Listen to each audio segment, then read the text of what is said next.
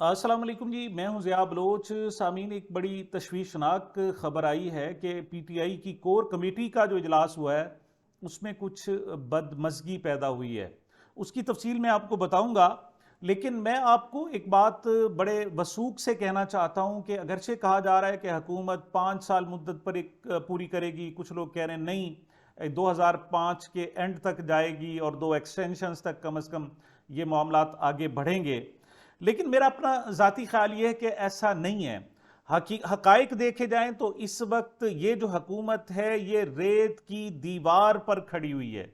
और अगर इमरान खान साहब अगर जेल से बाहर होते तो जेल के अंदर बैठकर वो 6 महीने का टाइम दे रहे हैं, अगर वो बाहर होते तो शायद ये 6 महीने भी ना लगते, बल्कि सिनेरियो कुछ और तब्दील हो चुका होता। या तो हम नए इलेक्शन की तरफ जा रहे होते, या ये इसी इलेक्शन में जो है वो जो चुराए गए हैं और धांधली की गई है उसके कोई ना कोई वापसी के रास्ते निकल चुके होते। अच्छा, मैं क्यों कह रहा हूं कि आखिर हुकूमत जो है रेत की दीवार पर खड़ी हुई है? उसकी बहुत सारी वजूहात हैं, लेकिन रेत की दीवार को शायद तहरीक इंसाफ ने और इस वक्त जो मयसर क़यादत है उसने एक बहुत बड़ा हवा समझ लिया है। और दर हकीकत 9 मई के बाद तहरीक इंसाफ पर जो जुल्म किया गया, जो ज्यादती की गई और इनके साथ इंसानी हकूक की धज्जियां उड़ाई गई, उसके असरात अभी तक बाकी हैं। अगरचे इस पर इसका फायदा बहुत ज्यादा लिया, खासतौर पर हमारी वकला कम्युनिटी ने, वो सामने आई और इलेक्शन में बहुत सारी ज्यादा उनको ना सिर्फ टिकट मिले बल्कि वो जीत भी गए। और इस वक्त आपस में ओहदे बचाने, अपने रुतबे बचाने के लिए ज्यादा कोशिशें की जा रही हैं, और जो तहरीक इंसाफ का एक काज है शायद उसकी तरफ कम तवज्जो दी जा रही है। मिसाल के तौर पर मैं अर्ज करना चाहूंगा कि बहुत सारे ऐसे वाकयात हैं। पहली बात तो यह है कि एक नंगी धांधली हुई है। एक धांधली वो होती है कि जिसमें कुछ शकूक होते हैं, शुभात होते हैं, कोई मतलब छुपी हुई चीजें होती हैं।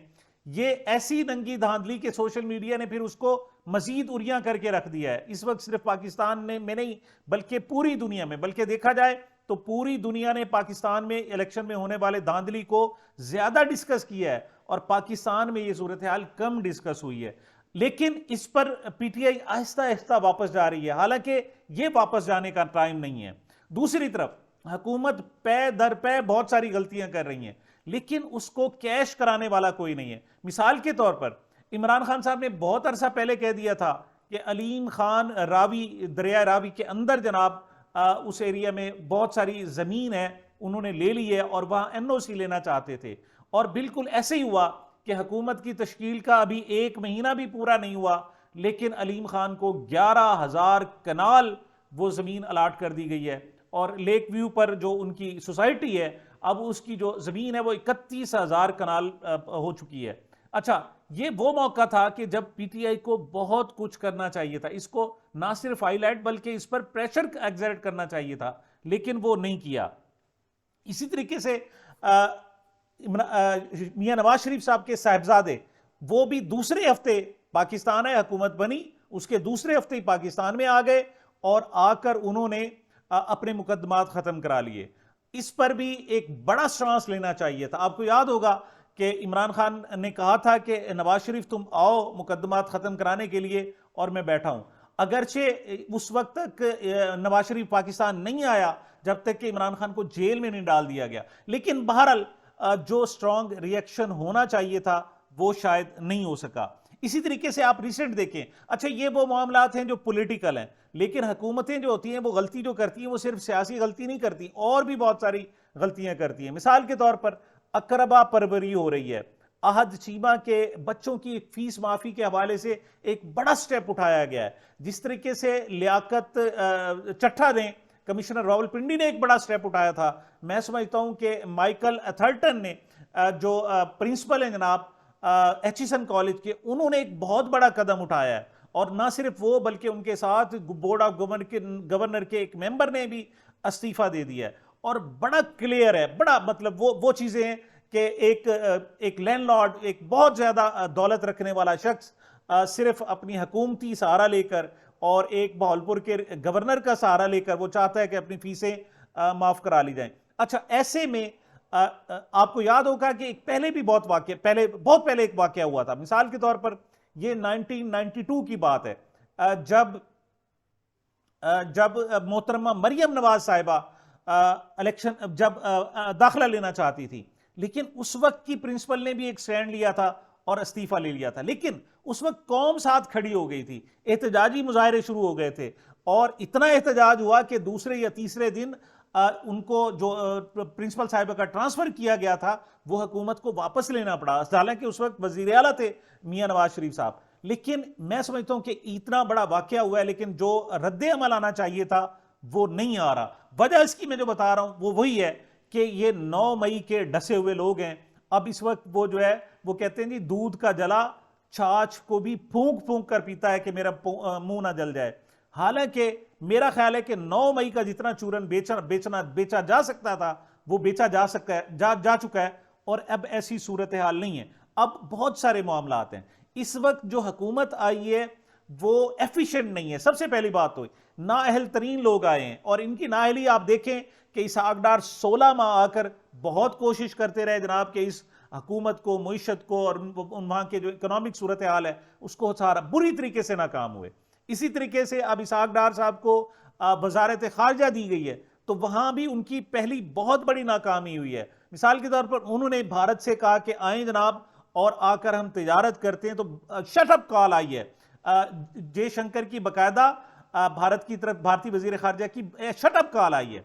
ये वो वक्त था कि इनको खास तौर पर पीटीआई को इस चीज को हाईलाइट करना चाहिए था। लेकिन हमारे यहाँ जो पीटीआई के लोग हैं वो आपस में इस वक्त दस्तो गिरबा हैं, आगे चलने की सोच भी नहीं रहे। दूसरी बात यह है कि सबको पता है कि ये हुकूमत मफाद परस्त हैं, ये आते ही अपने मफाद ले रहे हैं। अगर ऐसा ना होता तो दूसरे हफ्ते ही कम से कम हसन नवाज और हुसैन नवाज को ना लाया जाता। अगर ऐसा ना होता तो अपने केसेस के हवाले से जो मजीद पेशरफ्त हो रही उसको इतनी जल्दी ना होती। लेकिन इनको खुद भी यकीन नहीं है कि ये ज्यादा अरसा हुकूमत में रह सके या नहीं ना रह सके। ये वो मामलात हैं जिनकी वजह से मैं कह रहा हूं कि हुकूमत इस वक्त रेत की दीवार पर खड़ी हुई है। तीसरी बात यह कि इन पर कोई एतबार करने के लिए तैयार नहीं है। हमारे जो ओवरसीज हैं इस वक्त जो मूवमेंट चल रही है हुकूमत के खिलाफ वो कभी भी ओवरसीज में नहीं चली। यही वजह है कि हिस्ट्री में पहली मरतबा वहां अमेरिकन कांग्रेस कमेटी में बैठकर डोनाल्ड नू को ना सिर्फ बुलाया गया बल्कि उन्हें जवाबदेह ठहराया गया। यह पाकिस्तान की जो ओवरसीज कम्युनिटी है उसकी एफर्ट्स थी। ओवरसीज कम्युनिटी का बड़ा भरपूर किस्म का प्रेशर है।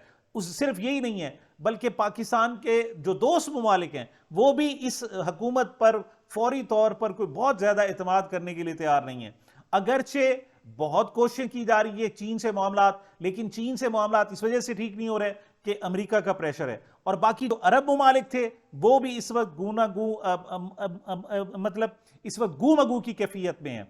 अगरचे सऊदी वजीर खारजा को बुलाकर पाकिस्तान का सबसे बड़ा एजाज भी उसे दे दिया गया, लेकिन जो वार्म किस्म का वेलकम आना चाहिए था वो नहीं आया।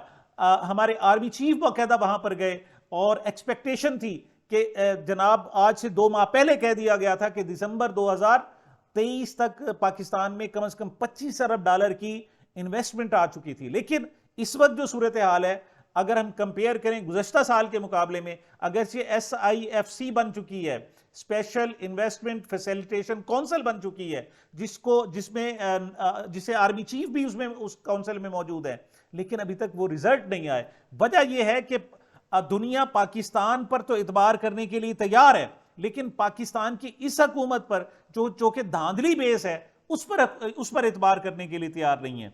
इसी तरीके से ये मैं फिर कह रहा हूं कि ये रेत की दीवार पर खड़ी हुई। क्यों? पाकिस्तान के अवाम नफरत करते हैं। पाकिस्तान के अवाम ने रिसेंटली इनको वोट दिया है और 8 फरवरी में उन्होंने अदम एतमाद किया इस हुकूमत पर, लेकिन उनके वोट चुराए गए। अब पाकिस्तान के अवाम में भी गम व गुस्सा है, लेकिन इस गम व गुस्सा को हुकूमत के खिलाफ जो एहतजाजी तहरीक है उसमें कन्वर्ट करना मैं समझता हूं कि अपोजिशन का काम था, इस वक्त PTI का काम था। या इमरान खान मौजूद होते तो वो शायद कर गुजरते, लेकिन वो जो क़यादत से कह रहे हैं, क़यादत को खौफ है कि मुझे DC ना कर दिया जाए, मेरी दोबारा वोटिंग ना कर ली जाए, मुझे गिरफ्तार ना कर लिया जाए, फला ना कर लिया जाए, इस किस्म का खौफ अभी तक मौजूद है। अच्छा, अगली बात देखें, इस वक्त सूरत हाल यह है कि ये हुकूमत के पांव तले जमीन क्यों नहीं है कि अदालतों पर भी इस वक्त इंसाफ देने के लिए प्रेशर है। वो जो पहले होता रहा है वो अब नहीं है।